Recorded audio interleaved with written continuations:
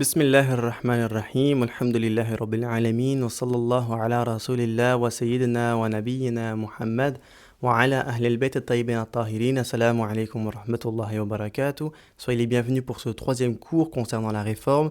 Aujourd'hui, nous allons parler du miracle de Jésus dans le Coran qui crée des oiseaux d'argile.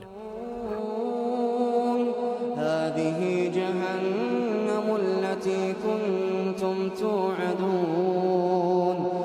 Alhamdulillah Rabbil Alamin. Comme je l'ai dit dans l'introduction, mes très chers frères et sœurs, aujourd'hui nous allons parler du miracle de Jésus dans le Coran qui crée des oiseaux d'argile dans la sourate 5 au verset 110. N'oubliez pas que l'ensemble de cette vidéo est disponible en format écrit dans mon article sur mon site Google, avec également le PowerPoint, les images sourcées. Vous pouvez le retrouver dans la description et il est probable que dans la description vous retrouverez également d'autres vidéos, d'autres articles en lien qui peuvent être intéressants sur le sujet concerné. Aujourd'hui, nous allons voir l'argument des chrétiens concernant le Coran et les récits chrétiens apocryphes, comme particulièrement le récit de l'enfance selon Thomas, qui rapporterait que Jésus crée des oiseaux d'argile. Ils ont donc plusieurs arguments à nous proposer, nous allons tenter d'y répondre à chacune d'entre elles. Le premier argument est la datation.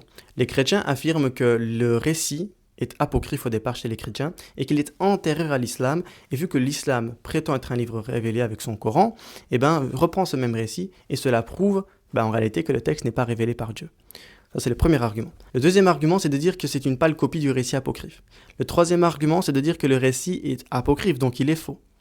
Le quatrième argument, c'est de dire que les auteurs ne croyaient pas au récit eux-mêmes. Le cinquième argument, c'est de dire que si maintenant c'était vrai, dans le Coran, Jésus serait Dieu puisqu'il crée des oiseaux. Je pense que pour ceux qui sont un peu versés dans la lecture du Coran, ou même ceux qui ont une certaine vision du Coran, qui ont un peu lu le Coran, qui ont un peu feuilleté le Coran, savent déjà que l'ensemble des arguments, surtout les derniers, et surtout le deuxième aussi, n'ont aucun sens. Ils ne tiennent pas la route.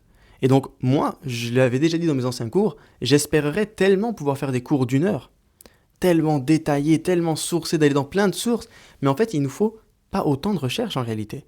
C'est ça qui est fou, c'est qu'en fait, il ne nous faut pas autant de recherches pour comprendre que ce qu'ils disent, leurs arguments qu'ils proposent, sont fallacieux.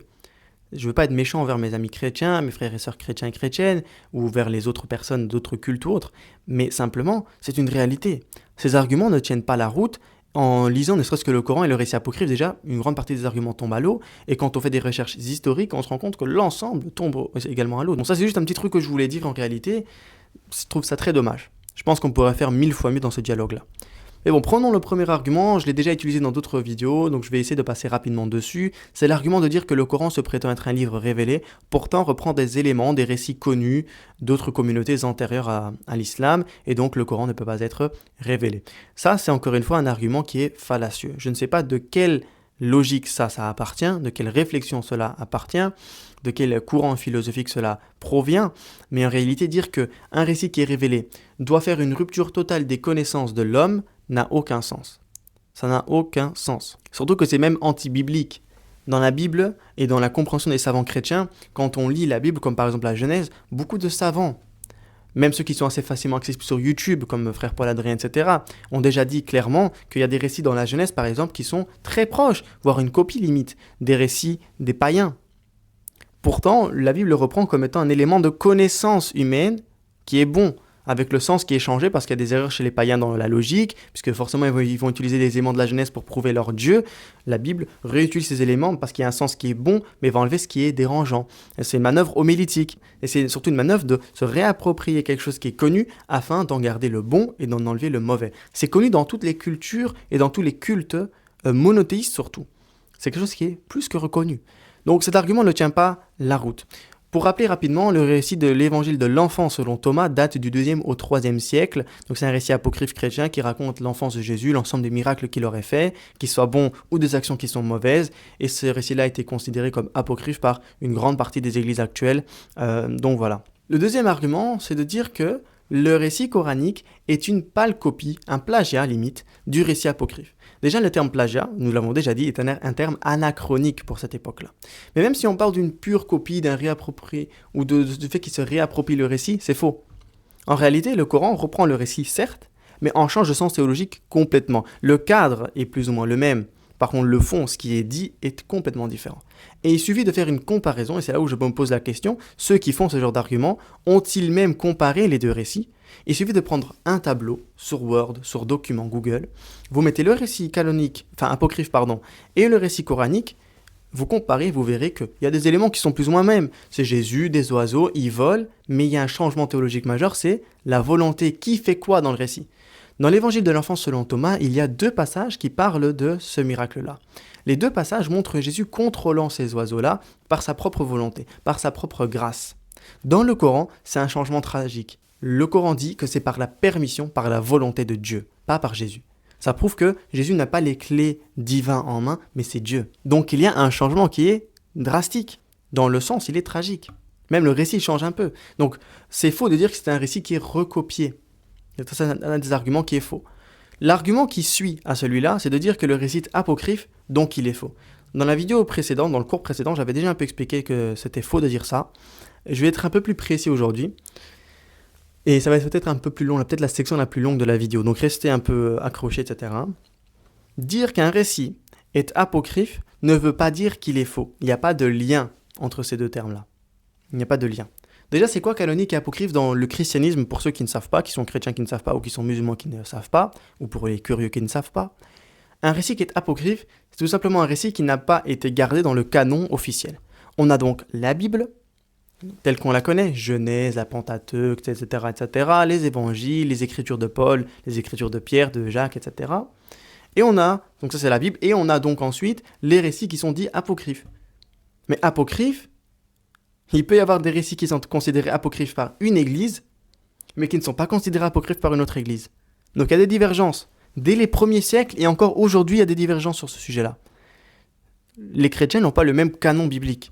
Nous, musulmans sunnites, nous, musulmans chiites, même les coranistes, on a tous le même Coran, 114 sourates. C'est le même Coran. Eux débattent sur le nombre de livres, par exemple. Nous avons l'Église catholique, qui a 73 livres canoniques. L'Église orthodoxe, disons les orthodoxes 7 conciles, 3 conciles, généralement ils ont combien de livres? Ils ont 77 livres, 77 livres. Les protestants en ont 66. Les Éthiopiens, qui est une église à part entière, une église orthodoxe éthiopienne, en a 81. Les juifs, ou les judaïsants chrétiens, ça dépend. Les ébionites prennent des fois tel évangile, rejettent tel livre, par exemple ils rejettent toutes les lettres de Paul, toutes les écritures de Paul. Les nazaréens prenaient principalement l'évangile selon Matthieu, et rejetaient par exemple les autres, même si aujourd'hui les nazaréens ou les néo-nazaréens réutilisent les éléments que les catholiques ont utilisés comme canoniques, etc. Donc voilà. Et puis nous avons également les gnostiques. Les gnostiques, eux, avaient une bibliothèque, mais immense. D'ailleurs, on a retrouvé une bonne partie de leur bibliothèque, par exemple à Nag Hammadi, par exemple, en Égypte, en 1945, avec les différents récits, les prières de Paul, l'évangile de la vérité, l'évangile de Thomas, l'évangile de Marie-Madeleine, l'évangile de Philippe, etc., etc. Donc on se rend compte que toutes les églises, toutes les doctrines chrétiennes, qu'ils soient petites ou grandes, qu'ils soient perdues ou encore existants, ont des canons qui sont différents. Et la preuve que apocryphe ne signifie pas faux, la preuve en est par exemple Martin Luther. Martin Luther dit que les récits deutérocanoniques, que l'Église catholique reconnaît mais que les protestants ne reconnaissent pas, il dit que ces récits-là sont apocryphes. Par contre, je les laisse dans la Bible dans une section à part et on les garde pour les lire. S'ils étaient faux, pourquoi est-ce qu'il voulait les garder pour les lire? Parce qu'il considère qu'elles ne valent pas les critères qu'il a mis en place. Par contre, il ne dit pas que c'est faux en soi. L'Église catholique, quand il parle du psaume 151 par exemple, qui est un psaume qu'ils ne reconnaissent pas, mais que les orthodoxes reconnaissent, eh bien ils disent que c'est bon à lire aussi. Est-ce qu'ils disent que c'est faux? Non, ils disent juste que, en fait, nous on a des critères. Si je ne me trompe pas, le critère c'était que l'Ancien Testament était écrit en hébreu araméen, mais que ce psaume-là a été écrit en grec, donc on ne le met pas dans le canon, parce que voilà, il ne matche pas avec notre critère ici. Mais les orthodoxes l'ont reconnu, et les catholiques disent qu'ils peuvent le lire, il n'y a pas de problème, que c'est un psaume en soi, mais apocryphe. Donc apocryphe ne sous-entend pas le terme faux. Ça c'est une erreur. Ok? Donc on peut faire des débats. Est-ce que le récit est réellement apocryphe? Est-ce qu'il n'est pas apocryphe? Ça, c'est pas mon problème. Moi, je suis pas là pour prouver aux catholiques que le récit de Thomas, que ce soit l'évangile de Thomas, l'évangile de l'enfance de Thomas, est vrai. Ça, c'est pas mon problème, ça. Ça, c'est des débats entre eux. Mais je considère que c'est un récit qui existe, qui date du 2e siècle, 3e siècle, donc qui est certes un peu tardif si on compare avec Marc, par exemple, mais qui n'est pas si tardif que ça. Par exemple, si on prend Jean, on le date plus ou moins, l'évangile de Jean, on le date plus ou moins de l'an 90 à l'an 100, 110 maximum. Au plus tard, 110. 110 c'est souvent mis de côté, mais c'est une date plausible. Eh bien, les évangiles apocryphes datent plus ou moins de la même époque. 110, 115, 150. Donc on ne voit pas pourquoi ça serait forcément rejeté par la date. Ils parlent ensuite de la tradition, le fait que ça revienne à un apôtre. Ils disent que c'est Thomas qui l'a écrit. Que ça vient de Thomas, que la tradition remonte à Thomas. Certes, l'Église catholique ne reconnaît pas cela, mais on pourrait également avoir des doutes historiques sur le fait que c'est Jean qui a écrit Jean, ou que Matthieu a écrit Matthieu. Donc en fait, encore une fois, les catholiques refusent un récit parce qu'ils ne savent pas qui est l'auteur. Pourtant, leur propre récit, aujourd'hui on dit que c'est le pseudo-évangile de Matthieu. Parce qu'on ne sait pas que c'est à Matthieu en réalité, on ne le sait pas. On le croit. Et encore une fois, je ne suis pas là pour faire un débat sur est-ce que le texte apocryphe est canonique. Est-ce qu'il est viable ? C'est pas ma question. Moi, je m'en fous de savoir ça par rapport au catholicisme. Je n'ai pas à utiliser les critères d'une église pour lui prouver qu'elle a tort. Ça, c'est un débat qu'il doit faire en interne. Mais moi, je vois quoi ? Je vois qu'il y a un récit qui existe. Ce récit est considéré comme apocryphe, mais je vois qu'il y a des éléments qui montrent qu'en fait, il n'est pas faux forcément. Donc voilà. D'ailleurs, si on prend l'évangile de Thomas, par exemple, pas l'enfance de Thomas, l'évangile de Thomas, qui est différent. Cet évangile date du IIe siècle. Mais selon les historiens, on a des traditions à l'intérieur qui remontent à l'époque de Marc, donc du 1er siècle. Donc les évangiles apocryphes datent certes du 2e, 3e siècle, généralement. L'ensemble des récits apocryphes gnostiques datent plus ou moins de cette époque-là. Par contre, les gnostiques sont antérieurs à cette époque-là. Ils sont là avant, selon saint Irénée de Lyon. Donc ça montre bien qu'en réalité leur tradition existait à l'époque déjà, mais qu'ils l'ont mis par écrit de façon plus ou moins massive après. Donc encore une fois, ça montre que les traditions sont là. Donc voilà, ça c'était par rapport aux apocryphes. En résumé, un apocryphe ne veut pas dire qu'il est faux, c'est-à-dire qu'il n'est pas utilisé par une église. Et je donne un dernier exemple assez simple. Quand les chrétiens nous parlent des apôtres qui meurent en martyrs, on peut dire que c'est historiquement déjà compliqué à prouver qu'ils sont morts dans les détails qu'ils décrivent. Mais surtout les détails qu'ils donnent sont dans les écrits apocryphes. Donc ils oublient de mentionner qu'il y a des dragons, des animaux fantastiques dans les récits aussi. Quand ils nous parlent par exemple de l'enfance de Marie, certains catholiques, quand ils font des prêches, parlent des fois de l'enfance de Marie comme étant une femme, dans la tradition chrétienne, considérée comme une femme qui travaille au temple, etc. Mais ça, c'est écrit où ? Ils disent que c'est la tradition chrétienne. C'est vrai, c'est dans la tradition de l'Église catholique. C'est vrai. Mais c'est écrit où dans l'histoire, ça ? C'est écrit dans le proto-évangile de Jacques. Dans l'évangile de Jacques, qui est un texte apocryphe, plus ou moins du 2e au 3e siècle, ce récit-là explique comment Marie est née, sa vie dans le temple. Donc vous voyez bien que l'Église utilise une tradition qui matche pareillement avec un récit qui est apocryphe. Ce récit-là n'est pas faux. Il est juste pas reconnu comme étant canon. Et pourquoi certains récits n'ont pas été reconnus comme canon ? C'est parce que ce qui est mentionné à l'intérieur est beaucoup trop gnostique. Par exemple, on a des passages où on parle du démiurge, un terme qui est typiquement gnostique. On a les archontes, on a les éons. On a Jésus-Christ. Mais Jésus est le corps et Christ c'est un éon, une émanation de Dieu qui prend la forme en Jésus. Et que quand Jésus meurt, c'est pas Jésus-Christ qui meurt, mais Jésus. Christ, l'éon, donc l'être spirituel, lui remonte. Pour ces éléments-là, les chrétiens, catholiques, orthodoxes et protestants ne reconnaissent pas, parce que ça ne colle pas avec leur cosmologie, leur cosmogonie. Donc ils ne reconnaissent pas ces écrits-là. Et également parce que dans l'enfance de Thomas, dans l'évangile de l'enfance de Thomas, on a des passages où Jésus tue des enfants, il maudit les enfants, en les tuant. Il est un peu sadique. Il y a même eu un film là récemment qui est sorti, qui est très grave, un film qui est sorti, un film d'horreur sur l'enfance de Jésus, selon l'évangile de Thomas. Le problème, c'est que certains savants chrétiens ne comprennent pas que le récit de l'enfance de Thomas est gnostique à mort. Même s'il ne présente pas tous les détails comme le démiurge, etc., les archontes et tout, il présente des détails très gnostiques, comme typiquement l'enfant qui se perd dans son être spirituel. Je pourrais faire un cours entier sur le sujet de l'oubli de soi dans le terme chrétien gnostique, c'est très très intéressant. Mais pour faire très court, et je vous donnerai un élément afin que vous puissiez reconnaître, je le mettrai dans la description, l'hymne de la perle. L'hymne de la perle était un hymne chrétien gnostique qui représente un enfant qui était divin, qui vient sur terre et cherchait une perle, etc. Et il s'endort. Il s'endort par la beauté du monde, il s'endort par les éléments de ce monde-là. Et un jour se reconnaîtra et se rappellera qu'il a une origine divine. C'est ce qu'ils appellent la connaissance de soi, c'est ce que notre prophète sallallahu alayhi wa sallam nous enseigne.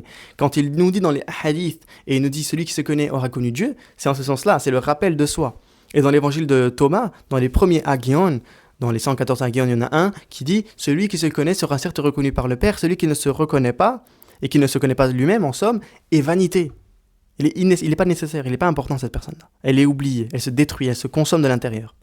C'est ce même récit. Jésus, il est d'origine divine par éon Christus, tu vois, donc vous voyez donc Léon de Jésus, de Christ, pardon, il oublie qu'il a cette origine divine qui est en lui, cet éon qui est en lui, qui est en nous tous, et le reconnaît petit à petit par des éléments de sa vie, en maudissant, en voyant que ses paroles ont des effets sur les autres, il se rend compte de cette origine divine, s'en rappelle pour s'élever en tant que Jesus Christus, et donc en tant que personnage important qui devient le Messie, etc. etc. C'est le style. Donc on peut voir en ce miracle ou en ces passages où Jésus tue des enfants, non pas un passage qui est hyper démoniaque, mais plutôt une touche gnostique très profonde.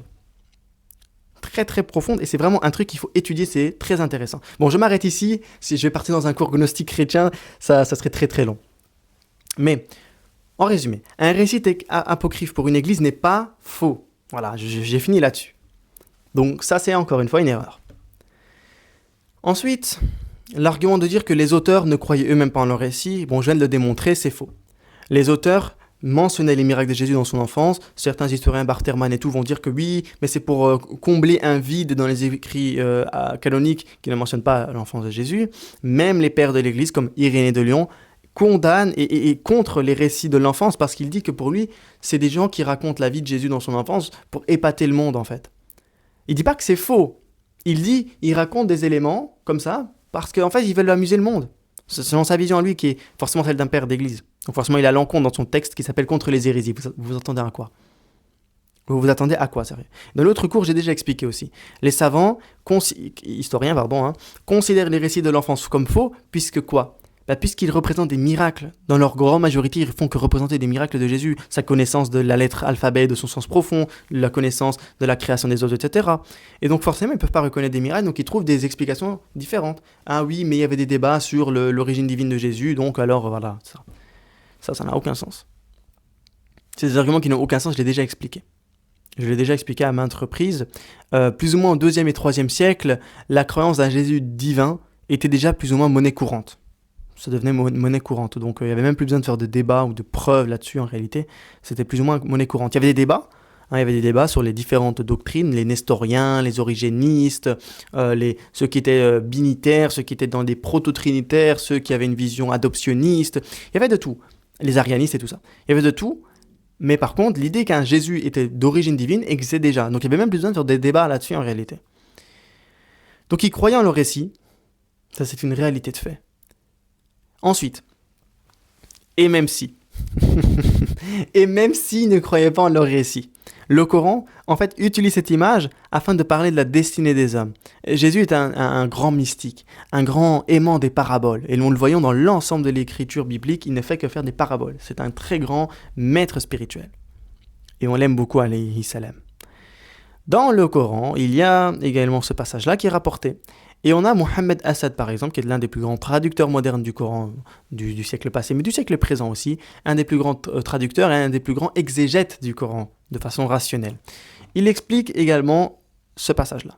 Et donc dans son tafsir, il dit, donc dans le numéro 37, il dit littéralement quelque chose ressemblant à la forme d'un oiseau, et alors j'insufflerai en lui afin qu'il, ou sur quoi il deviendra, un oiseau, devient donc en fait la destinée. En fait, il fait une explication entre le mot Tayr et Ta'ir, qui explique donc en gros la différence entre la destinée, etc. Et il explique en gros que Jésus ici donne une parabole de la destinée des hommes. Il crée dans ses mots, dans sa guidance pour les hommes à travers ce que Dieu lui a donné, il crée en fait la destinée, une bonne destinée pour les hommes.